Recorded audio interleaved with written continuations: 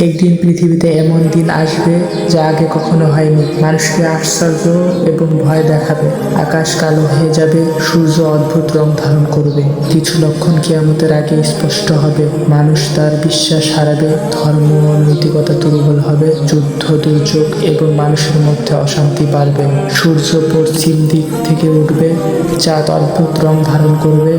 মানুষ এই অদ্ভুত ঘটনাগুলো দেখে বিভ্রান্তি হবে।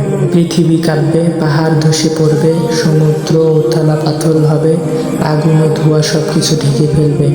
মানুষ আতঙ্কিত হবে এবং কোথায় যাবে বুঝতে পারবে না। আল্লাহ সবাইকে হাসরের জন্য জাগ্রত করবেন। প্রত্যেক কাজের হিসাব নেওয়া হবে, যা মানুষকে জীবদ্দশায় করেছে, যার প্রতিফলন দেখাবে। কেউ জান্নাতে যাবে, আল্লাহর রহমতের কারণে শান্তি পাবে। কেউ জাহান্নামে যাবে, তার অবস্থা ভয়ঙ্কর। তাই এখন থেকে সতর্ক থাকা অপরিহার্য। এটি একটি সতর্ক বার্তা। আল্লাহর পথে চলুন, যাতে কিয়ামতের দিন আপনার অবস্থা ভালো হয়। আল্লাহ সবাইকে সঠিক বুঝ দান করুন।